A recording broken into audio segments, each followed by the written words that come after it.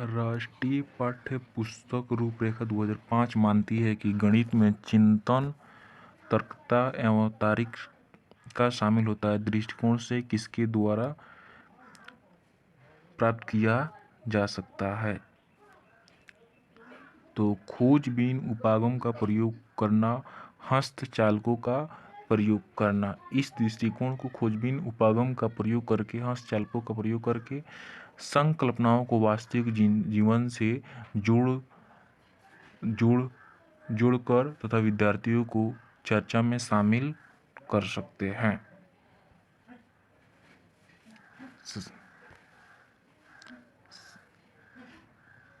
Second right answer है।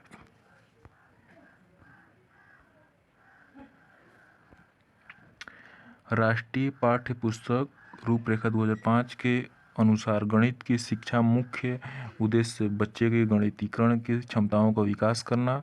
स्कूली गणित का सीमित लक्ष्य है। लाभप्रद क्षमताओं का विकास। यहाँ गणितीकरण बच्चों की क्षमताओं को विकास करने की ओर संकेत करता है। तो पहला ही हो जाएगा।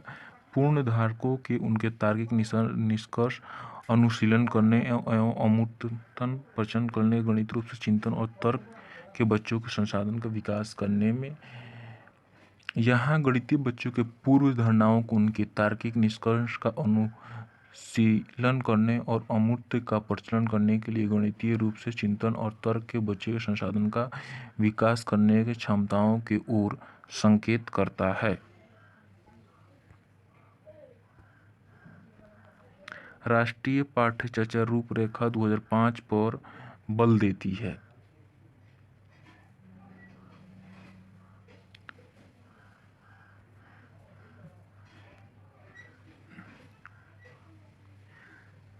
तो राष्ट्रीय पाठ्य चर्चा रूपरेखा 2005 में सफलता प्रत्येक बच्चे के लिए आवश्यक है। सफलता प्रत्येक बच्चे के लिए आवश्यक है।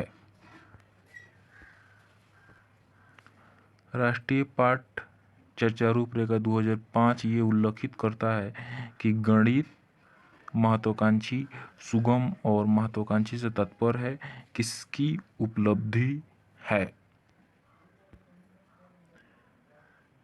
तो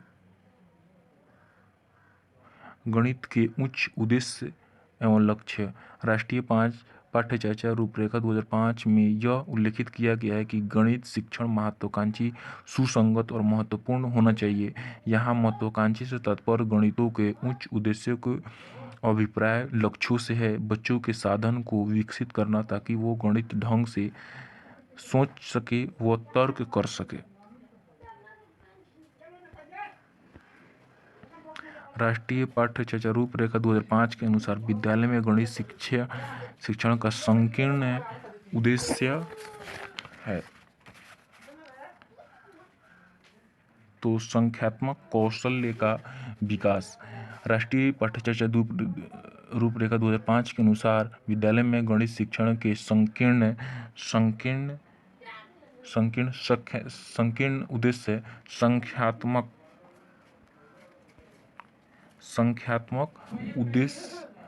संख्यात्मक कौशलों का विकास है।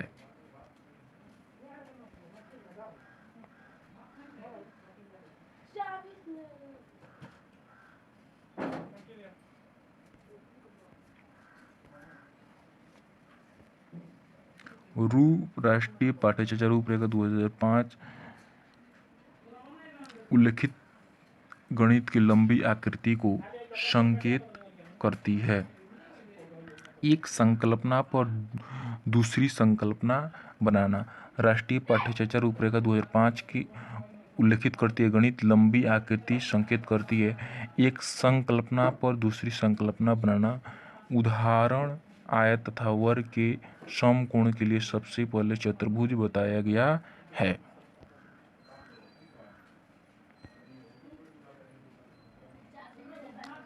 राष्ट्रीय पाठ्य चर्चा रूपरेखा 2005 के अनुसार प्राथमिक स्तर पर संख्याओं और उन संख्याओं का मापन, मात्राओं के मापन आदि का शिक्षण है।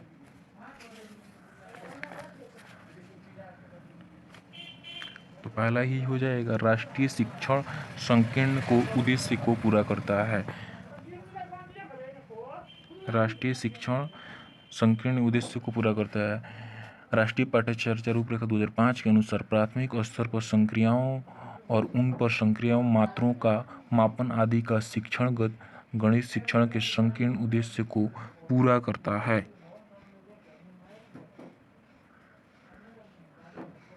राष्ट्रीय पाठ्यचर्या रूपरेखा 2005 सिफारिश करता है कि प्राथमिक स्तर पर गणित का शिक्षा केंद्र होना चाहिए।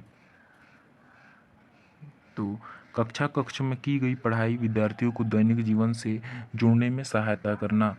राष्ट्रीय पाठ्यचर्या रूपरेखा 2005 के अनुसार प्राथमिक स्तर पर गणित की शिक्षा का केंद्र कक्ष में की गई पढ़ाई को विद्यार्थी को दैनिक जीवन से जुड़ने में सहायता प्रदान करना।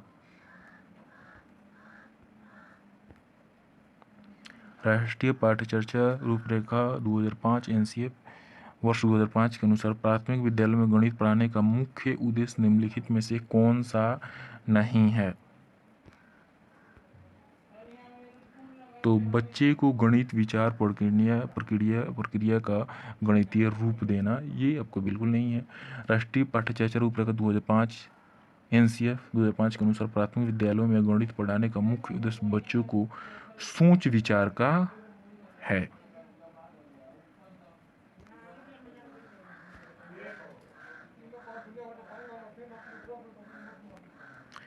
राष्ट्रीय पाठ्यचर्या रूपरेखा 2005 के अनुसार प्राथमिक स्तर पर गणित का उद्देश्य निम्नलिखित में से कौन सा नहीं है?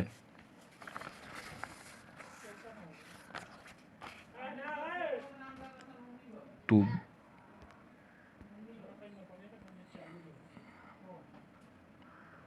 गणित में उच्चतर और अमूर्त पढ़ाई की तैयारी कराना।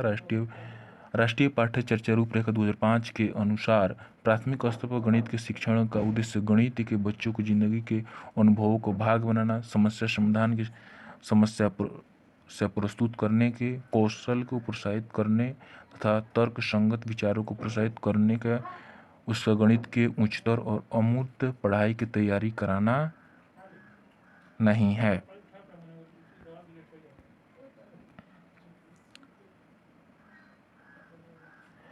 राष्ट्रीय पाठ्यचर्या रूपरेखा एनसीएफ 2005 के अनुशंसा की प्राथमिक विद्यालयों को गणित का पाठ्यक्रम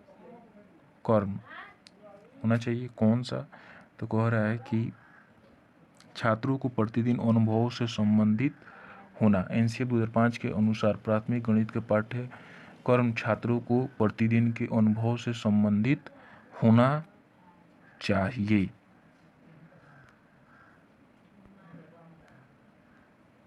एनसीएफ राष्ट्रीय पाठ्यचर्या रूपरेखा 2005 के अनुसार निम्नलिखित में से कौन से विषय प्राथमिक विद्यालयों में पाठ्यक्रम का भाग नहीं है?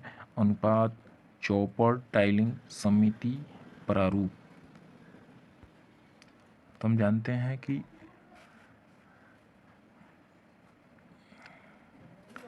अनुपात है, इसका उद्देश्य है कि बच्चों साधनों को विकसित करना है ताकि वो गणितीय ढंग से सोच सके, वो तर्क कर सके, मान्यताओं के तार्किक परिणाम निकाल सके और अमूर्त को समझ सके।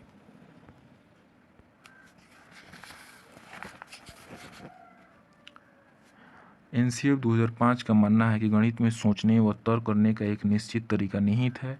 नीचे दिए कथन में से वो कौन सा कथन चुनिए जो उपरोक्त सिद्धांत का पालन नहीं करता है?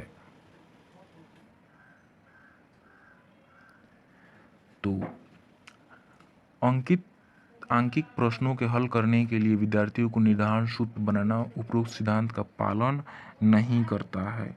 राइट आंसर, पालन नहीं करता है।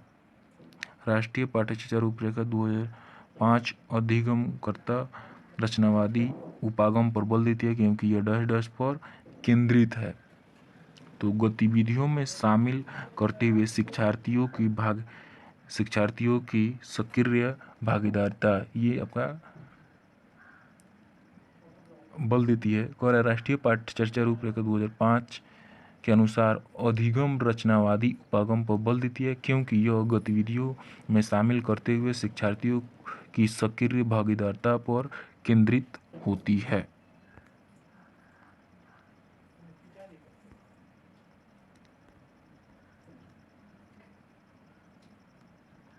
Like and subscribe. Thanks for watching.